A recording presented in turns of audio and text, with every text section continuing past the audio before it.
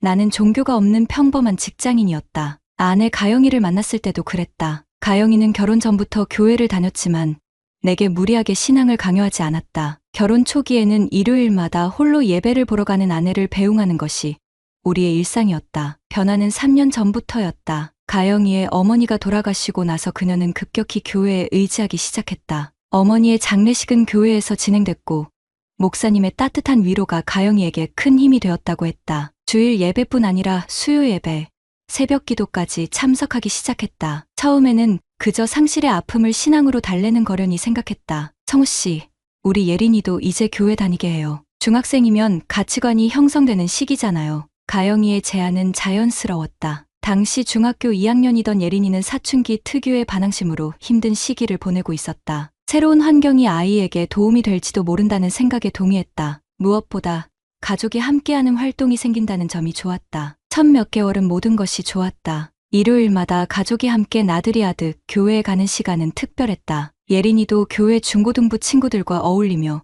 웃음을 되찾았다. 가영이는 교회 내에서 여성부 모임에 적극적으로 참여하기 시작했고 봉사활동에도 열심이었다. 내 눈에는 그저 아내가 자신의 자리를 찾아가는 모습이 대견했다. 여보, 나 이번에 재정팀에 들어가게 됐어. 회계사무소에서 일했던 경험이 인정받은 것 같아. 가영이의 목소리에는 자부심이 가득했다. 결혼 전 회계사무소에서 3년간 근무했던 그녀의 경력이 교회에서 빛을 발하게 된 것이다. 나는 진심으로 기뻤다. 아내가 자신의 재능을 인정받고 빛나는 모습을 보는 것은 남편으로서 더없이 행복한 일이었다. 하지만 그때는 몰랐다. 재정팀 활동이 우리 가정에 균열을 가져올 첫 번째 단계가 될 줄은. 교회 재정팀에서 활동하며 가영이는 송대호 장로와 자주 마주치게 되었다. 송 장로는 교회에서 오랫동안 재정위원으로 섬겨온 사람으로 교인들 사이에서 신뢰가 두터웠다. 그는 부동산 사업으로 성공한 사업가였고 매년 고액의 헌금을 하는 것으로도 유명했다. 교회 건축 헌금 캠페인을 주도하고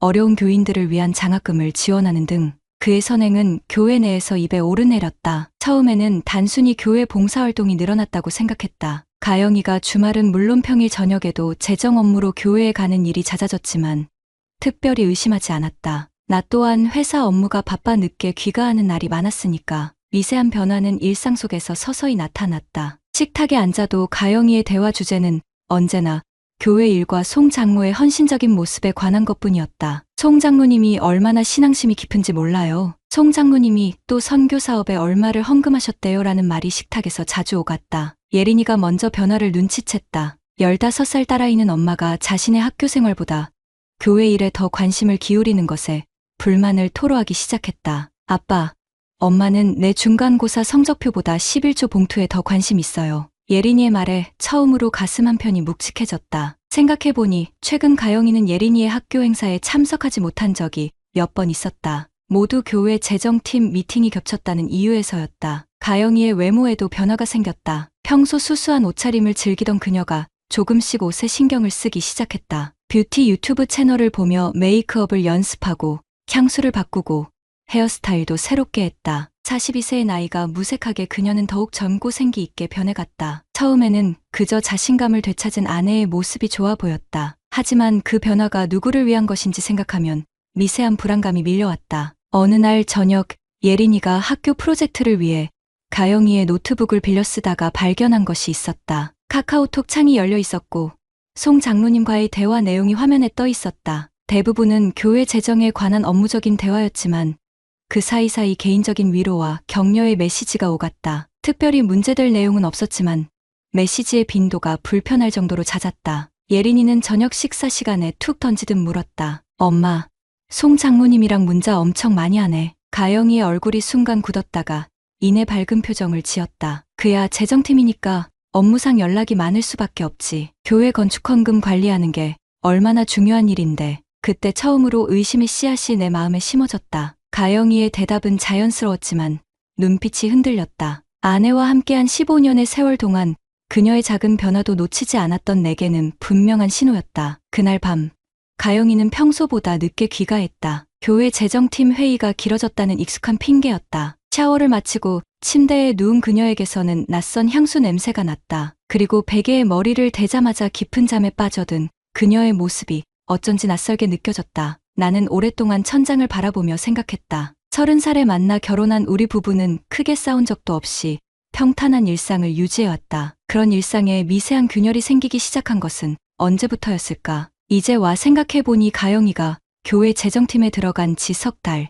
그녀의 변화는 그때부터 서서히 시작되었다. 휴대폰 알람 소리에 아침을 맞이하며 나는 막연한 불안감을 억누르려 애썼다. 출근을 준비하며 거실에 앉아있던 예린이가 조용히 내게 다가왔다. 아빠, 엄마가 요즘 이상해요. 저보다 교회가 더 중요한 것 같아요. 딸아이의 눈에는 걱정과 불안이 가득했다. 나는 담담하게 대답했다. 엄마는 그냥 교회 일에 열심인 거야. 곧 바빠진 시기가 지나면 예전처럼 돌아올 거야. 하지만 내 말이 얼마나 공허한지 나 자신이 더 잘 알고 있었다. 그날 아침, 가영이는 평소보다 먼저 나가며 교회 새벽 기도에 참석한다고 했다. 현관문이 닫히는 소리를 들으며 이전에는 느끼지 못했던 두려움이 내 가슴을 짓눌렀다. 의심은 마음속에 한 번 자리 잡으면 쉽게 사라지지 않는다. 그것은 마치 흰 셔츠에 떨어진 와인 얼룩처럼 시간이 지날수록 더 선명하게 퍼져나간다. 가영이의 변화를 눈치챈 이후 나는 평범한 일상 속에서도 숨겨진 의미를 찾으려고 애쓰게 되었다. 교회 일로 바쁘다는 가영이를 돕겠다는 명목으로 몇 번 교회에 동행하기 시작했다. 봄날의 교회는 평화로워 보였다. 햇살이 스테인드 글라스를 통과해 알록달록한 빛으로 내부를 수놓았고 복도에는 성경 구절이 적힌 액자들이 걸려 있었다. 거룩함과 평온함이 공존하는 이 공간에서 무슨 일이 벌어지고 있는지 나는 그때까지만 해도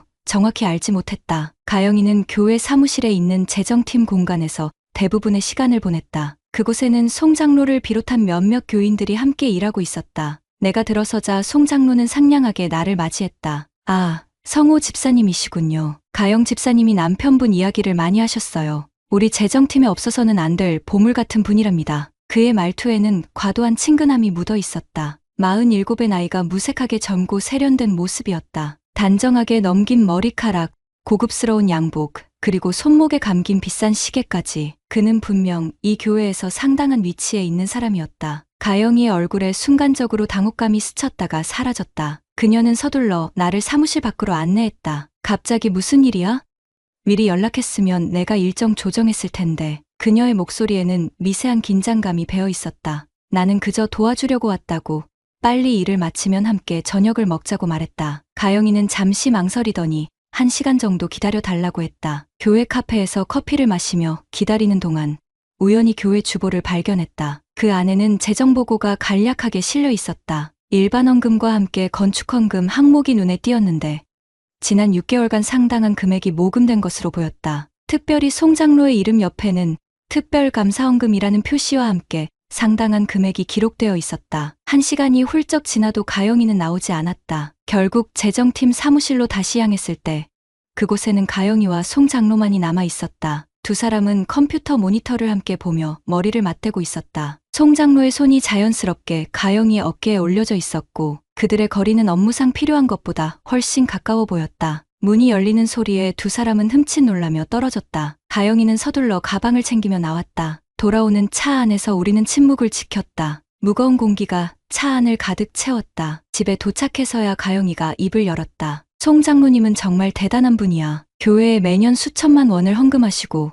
어려운 가정도 많이 돕고 계셔. 그리고 나를 정말 존중해 주셔. 내 의견을 항상 귀담아 들으시고. 그녀의 목소리에는 평소에 볼 수 없었던 열정이 담겨 있었다. 나는 아무 말도 하지 않았다. 그날 밤 침대에 누워 서로에게 등을 돌린 채 우리는 각자의 생각에 잠겼다. 다음 날은 일요일이었다. 예배를 마친 후 교회 식당에서 점심을 먹는 동안 송 장로가 우리 테이블에 다가왔다. 성호 집사님, 어제는 반갑게 뵈었습니다. 가영 집사님이 정말 헌신적으로 교회를 섬기고 계세요. 특히 건축헌금 관리를 완벽하게 해주셔서 얼마나 감사한지 몰라요. 그의 말에 주변 교인들이 고개를 끄덕였다. 가영이는 미소를 지으며 겸손하게 고개를 숙였지만 그녀의 눈빛은 어딘가 들떠 보였다. 송 장로는 마치 자신의 것을 자랑하듯 가영이의 능력을 칭찬했고 그것이 내 마음을 불편하게 했다. 교회에서 돌아온 후 예린이는 자기 방에 틀어박혔다. 최근 들어 그녀는 교회 활동에도 소극적으로 변했다. 한때 교회 중고등부에서 활발하게 지내던 모습은 사라지고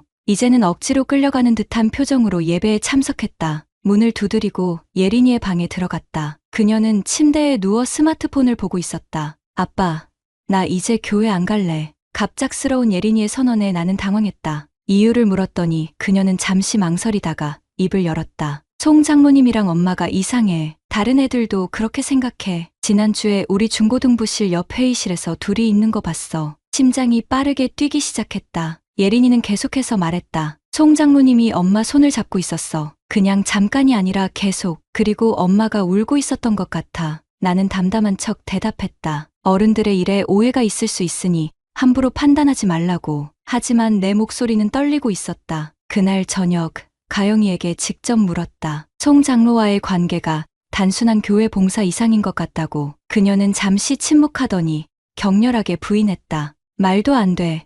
송 장로님은 나를 정말 존중해 주시는 분이야. 당신이 내게 하지 못했던 방식으로 나를 이해해 주시는 분이라고. 그 말에 나는 충격을 받았다. 아내의 목소리에 담긴 감정은 단순한 업무적 존경을 넘어선 것이었다. 그녀는 계속해서 송 장로의 신앙심, 헌신, 배려에 대해 열변을 토했다. 그리고 마지막에 던진 한마디가 가슴을 찔렀다. 당신은 나를 채워주지 못했어. 당신은 내 신앙을 이해하지 못해. 그날 밤, 가영이는 소파에서 잤다. 나는 침대에 홀로 누워 천장을 바라보며 생각했다. 결혼 15년 동안 우리는 서로를 얼마나 알고 있었을까? 가영이가 말한 채우지 못했다는 것은 무엇을 의미하는 걸까? 다음 날부터 나는 조용히 관찰하기 시작했다. 가영이의 일정, 전화통화, 문자 메시지까지. 평일 저녁 재정팀 미팅은 일주일에 3번으로 늘어났고 가영이는 항상 늦게 귀가했다. 한 번은 그녀를 미행해보려 했지만 그런 행동이 우리 관계에 남은 신뢰마저 무너뜨릴까 두려워 포기했다. 대신 교회 내 다른 재정팀원을 우연을 가장에 만나보았다. 김 집사라는 중년 여성은 순수한 표정으로 내게 말했다. 재정팀 미팅이요? 보통 월요일에 한 번 해요. 특별한 일 있을 때만 추가로 모이고요. 가영이는 월요일뿐 아니라 수요일, 금요일에도 재정팀 미팅을 이유로 늦게 귀가했다. 그녀가 거짓말을 하고 있다는 사실이 확실해졌다. 집에 돌아와 가영이의 서랍을 뒤지는 내 모습이 낯설게 느껴졌다. 이전의 나라면 결코 하지 않았을 행동이었다. 그러나 의심은 이미 내 일부가 되어버렸다. 서랍 깊숙한 곳에서 작은 메모장을 발견했다. 그 안에는 성경 구절과 함께 짧은 메모들이 적혀 있었다. 오늘도 그분은 나를 이해해 주셨다. 왜 이제야 만난 걸까? 주님은 때로 시련을 통해 참된 동반자를 보내주신다. 가족의 의미란 무엇일까? 영혼의 울림이 먼저일까? 피의 연결이 먼저일까? 메모장의 문장들이 내 머릿속을 어지럽혔다. 가영이는 자신의 행동을 신앙으로 포장하고 있었다. 신앙이라는 성스러운 이름 아래 그녀는 점점 가정에서 멀어지고 있었다. 그즈음 예린이는 학교 생활에도 변화가 생겼다. 담임 선생님으로부터 전화가 왔는데 최근 예린이가 수업 시간에 집중하지 못하고 성적도 떨어지고 있다는 내용이었다. 방과 후에는 곧장 집으로 돌아와 방에만 틀어박혀 있었다. 15년을 함께 살아온 가정이 서서히 무너져가는 모습을 지켜보는 것은 고통스러웠다. 다음 주일 나는 혼자 교회에 갔다. 가영이는 갑자기 몸이 좋지 않다며 집에 남았고 예린이도 시험 준비를 핑계로 함께 남았다. 예배가 끝난 후 교회 건물 구석에 있는 재정팀 사무실로 향했다. 일요일이니 아무도 없을 거라 생각했지만 사무실 문이 살짝 열려 있었다. 안에서는 송 장로의 목소리가 들렸다. 가영 씨, 당신은 내게 특별해. 나를 진정으로 이해해주는 유일한 사람이야. 이어 가영이의 떨리는 목소리가 들렸다. 하지만 우리가 이러는 게 맞는 걸까요? 제 가정이, 그리고 교회에서. 송 장로의 목소리가 다시 들렸다. 하나님도 우리의 진심을 아실 거야. 우리는 그저 영혼의 동반자일 뿐이야. 더 이상 듣고 싶지 않았다. 가슴이 터질 것 같은 느낌으로 그곳을 떠났다. 집으로 돌아오는 길, 차 안에서 눈물이 흘렀다. 15년이라는 세월, 그리고 우리가 함께 쌓아온 추억들이 한순간에 무너져 내리는 것 같았다. 집에 도착했을 때 가영이는 이미 샤워를 마치고 머리를 말리고 있었다. 그녀의 휴대폰이 테이블 위에서 진동했다. 송 장로의 이름이 화면에 떠올랐다. 나는 더 이상 참을 수 없었다. 오늘 교회에 갔었어. 가영이의 손이 멈췄다. 그녀의 눈에 공포가 스쳤다. 그리고 재정팀 사무실에도 들렀지. 가영이는 아무 말도 하지 못했다. 그저 손에 든 드라이기를 내려놓았을 뿐이다. 침묵이 우리 사이를 가득 채웠다. 결국 그녀가 입을 열었다. 난 외로봤어. 송 장로님은 내 마음을 이해해줬어. 그 말을 시작으로 가영이의 고백이 이어졌다. 어머니가 돌아가신 후 느낀 공허함. 내가 바쁜 직장 생활로 그녀에게 충분한 정서적 지지를 해주지 못했다는 것. 그리고 송 장로가 어떻게 그녀의 마음을 채워주었는지. 나는 가영이의 말을 끝까지 들었다. 그리고 마지막으로 물었다. 그래서 이제 어떻게 하고 싶은데? 가영이는 한참을 침묵하더니 조용히 대답했다. 나 시간이 필요해. 그날 밤 우리는 더 이상의 대화 없이 각자의 공간에서 밤을 보냈다. 내 머릿속에는 송 장로의 말이 맴돌았다. 하나님도 우리의 진심을 아실 거야. 신앙이라는 이름으로 포장된 불륜. 그것이 얼마나 위선적인 것인지 그는 알고 있을까? 가영이와의 대화 이후 우리 집에는 무거운 정적만이 감돌았다. 아침 식탁에서 마주치는 눈빛은 서로를 피했고 저녁 시간에는 각자의 공간에 틀어박혀 있기 일쑤였다. 예린이는 이런 집안 분위기를 누구보다 빠르게 감지했다. 한창 사춘기인 15 딸아이가 부모의 갈등 속에서 어떤 혼란을 겪고 있을지 생각하면 가슴이 무너져 내렸다. 사태의 진실을 파악해야 했다. 단순히 가영이와 송 장로의 불륜 문제를 넘어 이 모든 상황의 본질이 무엇인지 알고 싶었다. 나는 회사에 이틀간 휴가를 냈다. 동료들에게는 가족 여행을 간다고 했지만 실제로는 교회와 송 장로에 대한 조사를 시작했다. 첫 번째로 찾아간 곳은 교회 주변 카페였다. 평일 오전이었지만 몇몇 교인들이 모여 차를 마시고 있었다. 그중 김 집사를 발견하고 자연스럽게 대화를 시작했다. 김 집사는 교회에서 20년 넘게 신앙생활을 해온 원로 교인이었다. 대화는 자연스럽게 교회 건축 헌금으로 흘러갔다.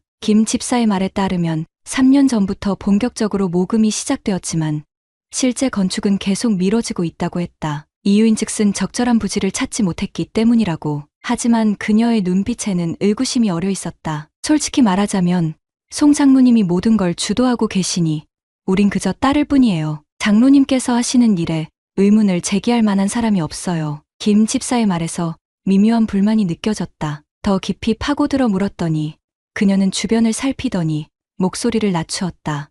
사실 작년에 회계감사를 맡았던 박 집사님이 계셨어요. 그분이 몇 가지 의문점을 제기했다가 갑자기 다른 교회로 옮기셨어요. 소문에 의하면 송 장로님과 크게 다투셨다고. 그 말을 듣고 곧바로 박 집사를 찾아갔다. 그는 현재 다른 교회에서 신앙생활을 하고 있었지만 과거 일에 대해 여전히 분노하고 있었다. 회계장부가 이상했어요. 건축헌금 중 일부가 특별 선교비라는 명목으로 빠져나가는데 그 내역이 전혀 투명하지 않았습니다. 제가 자세한 내역을 요구하자 송 장로가 크게 화를 냈죠. 박 집사는 서류 한 장을 건넸다. 그것은 작년 재정보고서 사본이었는데 빨간색 펜으로 몇 군데 동그라미가 쳐져 있었다. 특별 선교비 항목 아래에는 매달 상당한 금액이 지출되어 있었고 모두 현금으로 처리된 것으로 표시되어 있었다. 이 돈들이 어디로 갔는지 아무도 확인하지 않았어요. 모두 송 장로를 맹목적으로 신뢰했으니까요. 다음으로 찾아간 곳은 교회가 소속된 교단 사무실이었다. 교단 담당자는 처음에는 경계하는 눈빛이었지만 내가 진지하게 우려를 표현하자 몇 가지 정보를 알려주었다. 송 장로가 속한 교회뿐만 아니라 다른 두 곳의 교회에서도 비슷한 역할을 맡고 있다는 것, 그리고 그 교회들에서도 건축헌금이 활발하게 모금되고 있다는 것이었다. 고개가 무거워졌다. 단순한 불륜을 넘어 재정적 비리까지 의심되는 상황이었다. 집으로 돌아와 컴퓨터 앞에 앉았다. 송 장로의 이름으로 검색을 시작했다. 몇 시간의 조사 끝에 그의 과거가 조금씩 드러났다. 송대호.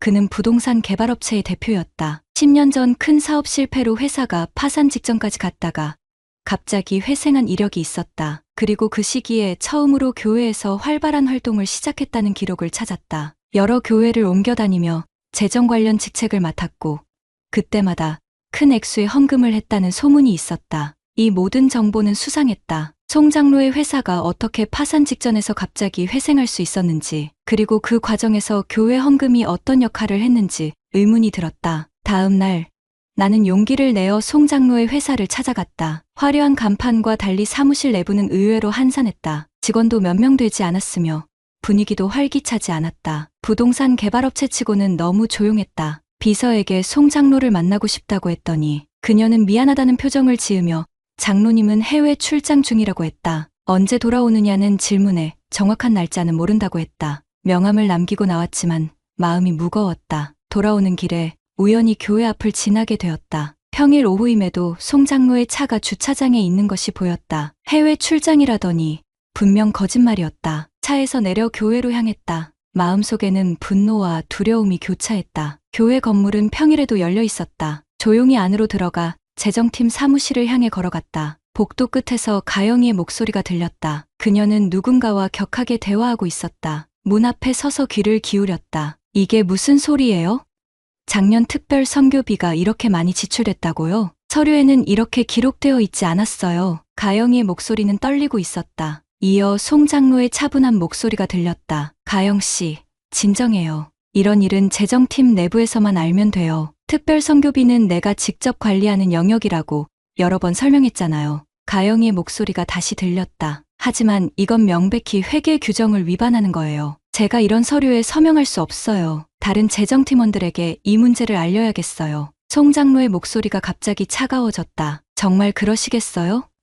그럼 우리 사이의 일도 모두 공개되는 거겠죠. 당신의 가정은, 그리고 예린이의 미래는 어떻게 되겠어요? 순간 머리가 하얘졌다. 송 장로는 가영이를 협박하고 있었다. 가영이가 재정비리를 발견했고 송 장로는 그들의 불륜 관계를 빌미로 그녀의 입을 막으려 하고 있었다. 가영이의 흐느끼는 소리가 들렸다. 그녀는 무언가에 완전히 갇혀 있었다. 신앙이라는 미명 아래 시작된 관계가 이제는 덫이 되어 그녀를 올가매고 있었다. 더 들을 필요 없이 방 안으로 들어갔다. 가영이와 송 장로는 내 갑작스러운 등장에 충격을 받은 듯했다. 송 장로는 재빨리 표정을 정리하고 평소에 온화한 미소를 지었지만 가영이의 눈은 공포로 가득 차 있었다. 성우 씨, 이렇게 갑자기 오시다니 놀랐네요. 무슨 일이신지. 송 장로의 말을 자르고 바로 물었다. 특별 선교비가 뭡니까? 그리고 왜 내 아내를 협박하는 겁니까? 가영이가 놀란 표정으로 나를 쳐다보았다. 아마 내가 그들의 대화를 얼마나 들었는지 궁금했을 것이다. 송 장로는 여전히 침착함을 유지하며 대답했다. 오해하지 마세요. 재정 문제는 복잡한 법적 절차가 있어서 가영 집사님께 설명드리던 중이었습니다. 협박이라니요.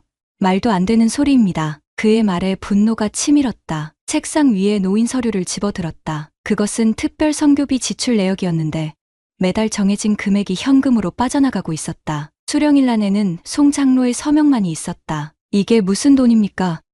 교회 회계 규정상 모든 지출에는 최소 2명의 서명이 필요하다고 알고 있습니다. 송 장로는 잠시 침묵했다가 입을 열었다. 하나님의 이른 때로 세상의 규칙을 따르지 않을 때가 있습니다. 이 돈은 특별한 선교 사업에 쓰이고 있어요. 구체적인 내용은 보안상 말씀드릴 수 없지만 그의 말은 명백한 거짓이었다. 나는 가영이를 바라보았다. 그녀의 눈에는 눈물이 고여 있었다. 가영아, 이제 집에 가자. 송 장로가 우리 앞을 막아섰다. 성우 씨, 가영 씨와 저 사이의 관계는 당신이 생각하는 그런 것이 아닙니다. 우리는 영적으로 깊은 교감을 나누는 사이일 뿐입니다. 하나님도 우리의 진심을 아십니다. 참을 수 없는 분노가 치밀었다. 그의 말 한마디 한마디가 거짓으로 가득 차 있었다. 신앙이라는 이름으로 포장된 그의 위선이 너무나 역겨웠다. 더 이상 그런 말로 속이지 마십시오. 당신은 내 아내를 이용했고 교회의 돈을 횡령했습니다. 이 문제는 교회 내부에서 끝날 일이 아닙니다. 송 장로의 표정이 돌변했다. 온화한 미소 뒤에 숨겨져 있던 냉혹함이 드러났다. 진짜 그렇게 나오시겠습니까?